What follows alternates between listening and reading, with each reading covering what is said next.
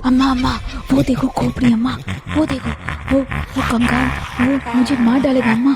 अम्मा वो देखो खोपड़ी, वो ऊपर नीचे हो रही है अम्मा, मुझे बचा लो अम्मा, मुझे बचा लो अम्मा। अम्मा मैं फिर से ऐसे काम कभी नहीं करूँगा अम्मा, मुझे बचा लो अम्मा। इस दो कंकालों से मुझे बचा लो अम्मा, नहीं तो मैं पागल हो जाऊँगा अम्मा। अम्मा मुझे बचा लो, माँ माँ माँ, भैया कहाँ है, बचा लो मुझे बचा लो, मुझे कोई तो बचा लो।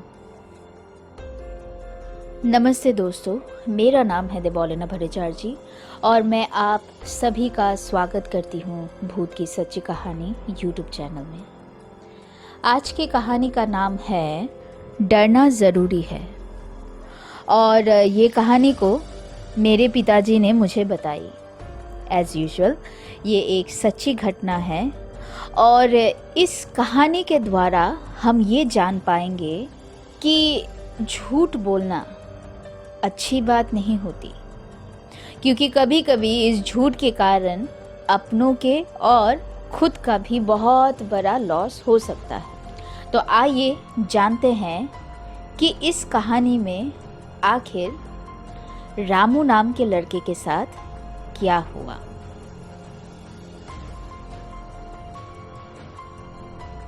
कहानी कुछ इस तरह शुरू होती है कि 3 भाई थे। जो सबसे बड़ा भाई था रवि, वो बहुत ही शांत स्वभाव का था, बहुत ही सीधा साधा। जो मझले वाले भाई थे राजू, वो थोड़े से चालाक थे पर वो अच्छे थे। वो हमेशा हर काम सोच समझकर करते थे। और जो सबसे छोटा वाला भाई था जिसका नाम था रामू, वो भाई बहुत ही धूर्त था। मतलब चालाक तो था ही, लेकिन उसके इंटेंशंस अच्छे नहीं थे।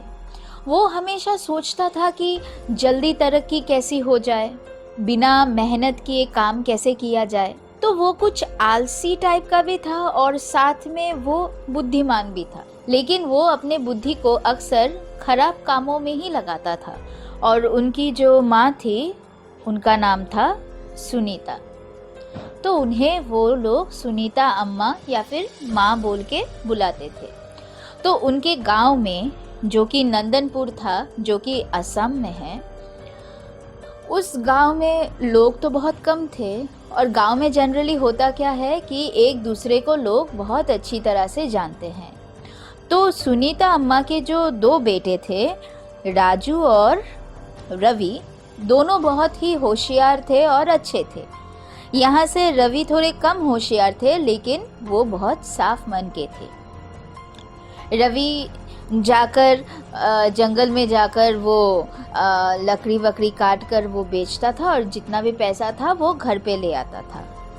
राजू कभी कभी क्या करता था कि दुकान में अगर किसी का सामान कहीं पे भेजना हो, तो क्योंकि तब तो ये गाड़ी वाड़ी तो नहीं था इतना, इसलिए वो क्या करता था, वो खुद वो सब सामान को हम लेकर उठाकर अपने कंधों पे वो जाके दे आता था। और ऐसे मतलब उन लोगों का संसार चलता था। लेकिन जो रामू था वो कुछ नहीं करता था। वो हमेशा दिन भर एक ही चीज़ सोचता था कि किस तरह से लोगों से पैसे लिए जाए बिना काम किए। जी हाँ, क्योंकि वो तो बहुत आलसी टाइप का था।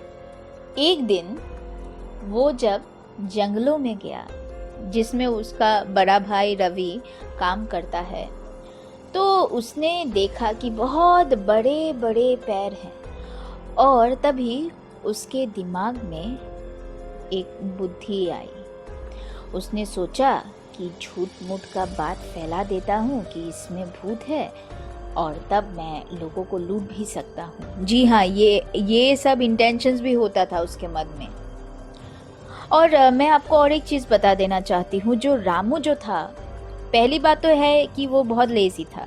दूसरी बात यह है कि उसको काम करना पसंद नहीं था। और तीसरी बात ये है कि वो बहुत ज़्यादा झूठ बोलता था। मतलब अपने झूठ को सच बनाने के लिए वो कुछ भी कर सकता था। तो खैर, अभी बात कुछ ऐसा हुआ कि रामू ने तय कर लिया कि उसको जंगलों में जो लोग आते थे उनसे पैसे ऐंठने हैं, और कैसे करके ऐंठने हैं वो भी उसने सोच लिया कि वो क्या करेगा, कब्रिस्तान में जाकर वहाँ से मरे हुए लोगों का जो सर होता है, मतलब सिर्फ कंकाल, उसका जो सर होता है उसको वो लेकर आएगा, और 2 सर लाएगा वो लेकर, उसमें रस्सी बांधकर, और उन सरों को वो ऊपर नीचे करता रहेगा। तो ऐसे करने से लोग तो डर जाएंगे, और डर जाएंगे फिर वो लोग वहाँ पे अपना होश गंवा बैठेंगे और वो उन लोगों से पैसे ऐंठ सकेगा। ये था उसका प्लान प्रोग्राम। तो उस दिन शाम के वक्त जब वो घर आया, उसने क्या किया, थोड़ा सा चोट अपने बॉडी में लगा लिया और अपने कपड़ों को थोड़ा सा फाड़ लिया। उसने घर आया चिल्लाते हुए कि माँ माँ माँ, उस जंगल में, जिस जंगल में भैया लकड़ी काटने जाते हैं, उस जंगल में भूत है। पहले तो उसके जो मझले भैया थे राजू, उसने विश्वास नहीं किया, तू झूठ बोलता है। फिर रामू की ऐसी हालत देखकर उसकी माँ बोली कि अरे तेरे तो कपड़े सब फट गए, क्या हुआ? फिर उसने बोला कि माँ पता है, मैंने ना जंगल में देखा कि 2 सर ऐसे, वो जो बड़ा वाला एक पैर है ना, उससे 2 सर ऊपर नीचे कर रहा था। मुझे तो बहुत डर लगा। मैंने जब भागने की कोशिश की तब वहाँ से एक सर उड़ उड़ कर मेरी तरफ आ रहा था। उसकी माँ ने बोला उसे कि बेटा तुझे उस तरफ जाने की ज़रूरत ही नहीं है।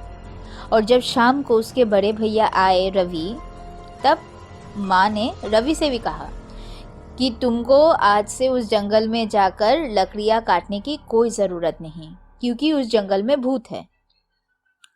रवि ने बोला कि माँ मैं तो इतने दिन से वहाँ जा रहा हूँ, मुझे तो कभी कुछ नज़र नहीं आया। इस पर माँ ने बोला कि देख, तेरी छोटी भाई की हालत देख ले, क्या हुआ उसके साथ। उसके कपड़े फट चुके हैं, कितना ज़्यादा चोट आया है उसे।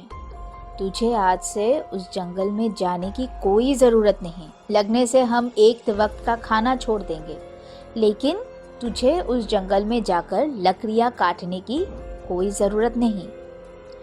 क्योंकि रवि बहुत ही आज्ञाकारी था, वो अपने माँ की हर एक बात को बहुत मानता था, इसलिए उसने सोचा कि ये जंगल नहीं, मैं और थोड़ा सा दूर जाकर और एक जंगल में लकड़ियाँ काटूंगा, क्योंकि लकड़ियाँ काटना बहुत ज़रूरी था, नहीं तो उन लोगों का घर कैसे चलता। खैर, उसके जो मझले भैया थे राजू, उसको कुछ भरोसा नहीं हुआ।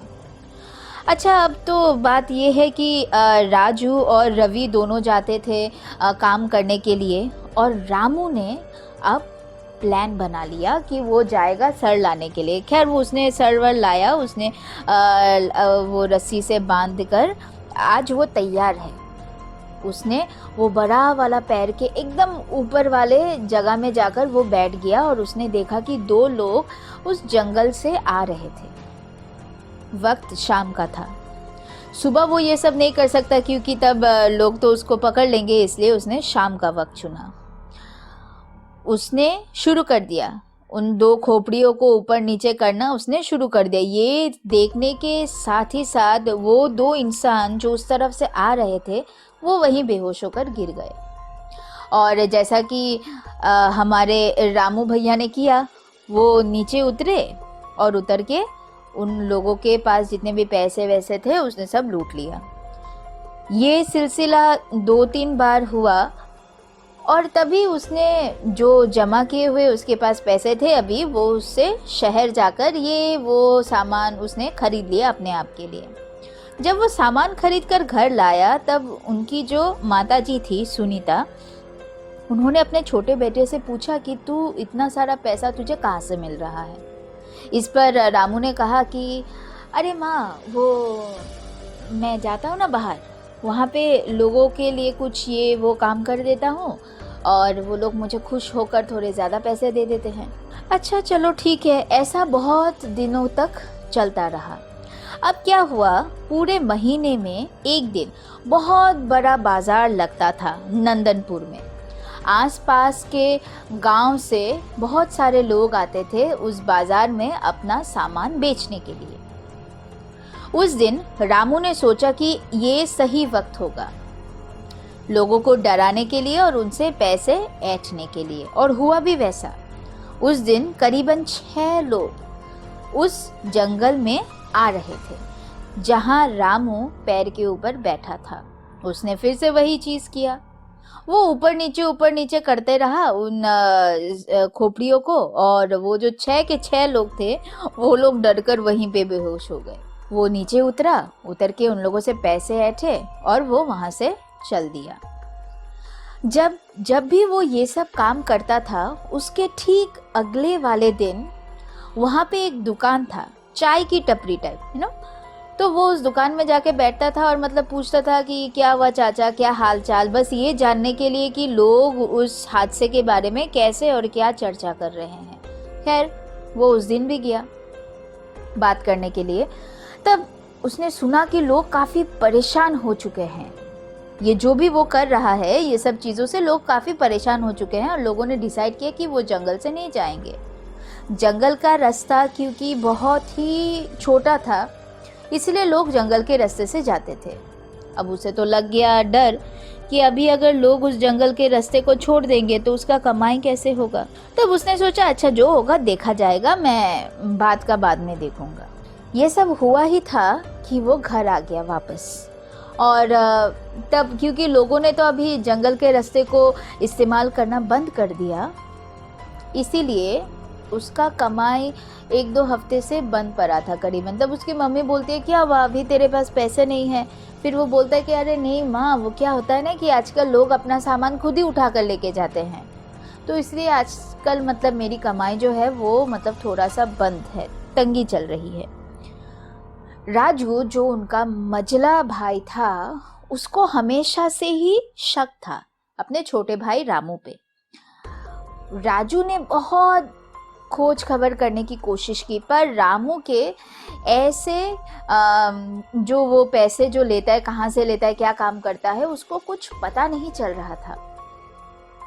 पर एक दिन क्या हुआ, रामू फिर से जंगल गया और उसने खोपड़ियों को वापस रस्सी से बांधना उसने शुरू कर दिया। आज जब वो रस्सी से खोपड़ियों को बांधकर उसको ऊपर नीचे करने की कोशिश कर रहा था, तब पहली बार खोपड़ियां ऊपर नीचे नहीं हो रही थी। तब रामू को थोड़ा सा शक हुआ कि आखिर ऐसा क्यों हो रहा है, और रस्सी तो बार बार टूट रही थी। रामू को कुछ समझ नहीं आ रहा था। उसने सोचा क्या हुआ, रस्सी तो अच्छी खासी तगड़ी है, टूट क्यों रही है। लेकिन जब वो ऐसे ही खोपड़ियों को पकड़कर बैठा था, तब उसने देखा कि खोपड़ी अपने ही आप ऊपर नीचे हो रही है। ये देखकर उसे पहले थोड़ा डर लगा, फिर उसने सोचा कि ये सब कुछ नहीं, ऐसा थोड़ी ना होता है, भूत थोड़ी ना होते, करके वो चढ़ गया ऊपर। जब वो चढ़ा ऊपर, तब उसने देखा कि वहाँ पे सिर्फ 2 खोपड़ियाँ नहीं हैं, पर 2 पूरे कंकाल उसकी तरफ उड़ कर आ रहे थे। ये देखने के साथ ही साथ उसने ऊपर से ही छलांग लगा दी और उसके पैरों में बहुत बुरा दर्द हुआ और वो वहीं पे बेहोश हो गया। अगले दिन जब लोगों ने उसे वहाँ पे पड़ा हुआ देखा, पर खोपड़ियाँ नहीं थी वहाँ पे, जब लोगों ने उसे पड़ा हुआ देखा, उन लोगों ने उसे उसके घर में लाकर छोड़ा और उसके माताजी को सब कुछ बताया कि किस तरह वो वहाँ पे गिरा पड़ा मिला था बेहोश। उसकी माताजी ने उसे पहले बहुत डांटा, पर उसको कुछ समझ नहीं आ रहा था कि आखिर वो क्या हुआ था उसके साथ। खोपड़ियाँ ऊपर नीचे हो रही थी अपने आप, और वो कंकाल खुद ब खुद बन गया। वो ये सब सोच ही रहा था कि उसने खिड़की से देखा कि वो 2 खोपड़ियाँ उसके खिड़की में ऊपर नीचे हो रही है। उसने जोर से चिल्लाया। जब उसकी माँ दौड़ते दौड़ते आई, तब उसने बताया कि 2 खोपड़ियाँ ऊपर नीचे हो रही है, पर उसकी माँ ने जब देखा तब तो वहाँ कुछ नहीं था। उसे लगा कि ये भ्रम उसे क्यों हो रहा है। फिर से शाम के वक्त जब वो सोकर उठा, और उसकी तबीयत भी बहुत खराब थी, तब जब वो सोकर उठा तब उसने देखा कि वो दो कंकाल फिर से उड़ उड़कर उसी के तरफ आ रहा था। और ये देखकर वो बहुत जोर जोर से चिल्लाने लगा कि उसे बचाओ, कोई बचाओ बचाओ कर कर। तो तब उसकी माँ फिर से दौड़ कर आई, उसके जो मजरे भैया थे वो भी दौड़ कर आए, पर उन लोगों ने देखा कि रूम के अंदर तो कुछ नहीं है। ऐसे करते करते वो रात बीत गई। अगले दिन रामू को बस वो दोनों खोपड़ियाँ अपने पूरे घर में ऊपर नीचे करते हुए दिख रही थी और वो पागलों की तरह चिल्लाए जा रहा था। जब भी उसके माँ उसके पास आती थी तब वो दिखाता था कि वो दो खोपड़ियाँ उसके सामने ऊपर नीचे हो रही है, पर उसकी मम्मी को तो कुछ नजर नहीं आता था। बहुत ओझा, बहुत कुछ करवाया, लेकिन कुछ फायदा नहीं हुआ। अंत में रामू पागल हो गया। जो डर उसने लोगों के अंदर पैदा करने की कोशिश की, उसी डर ने उसको मार दिया, उसी डर ने उसको पागल कर दिया। लेकिन क्या फायदा हुआ? ना उसके बड़े भाई के पास कुछ पैसे आए, ना उसके मझले भैया को उसके बारे में पता चला। लेकिन बहुत महीनों के बाद जब गांव में एक ओझा बाबा आए, तब उनकी माँ, जैसे कि वो हर बार करती थी, उनकी माँ उस ओझा बाबा के पास भी दौड़ दौड़ कर गई और अपने छोटे बेटे के बारे में उन्होंने सब कुछ बताया। इस पर ओझा बाबा ने साफ साफ कह दिया कि ये जो भी है, ये एक नहीं, ये दो है, और जो भी तुम्हारे बेटे ने किया है ये बिल्कुल अच्छा नहीं था। उसने लोगों को झूठ मूठ कहकर उनसे पैसे ऐंठने की कोशिश की, उन्हें डर दिखाने की कोशिश की। अब उसी डर ने उसको पकड़ लिया है। वो दो आत्माओं ने तुम्हारे छोटे लड़के के शरीर में वास कर लिया है। अब उन आत्माओं को उससे अलग करना मुमकिन नहीं है। अब उसका बस अंत एक ही है और वो है मौत। दोस्तों, जिस तरह हम भगवान पे मानते हैं, उसी तरह हमें ये सब चीज़ों में भी भरोसा रखना चाहिए। सुनते रहिएगा हमारे साथ कहानियाँ भूत की।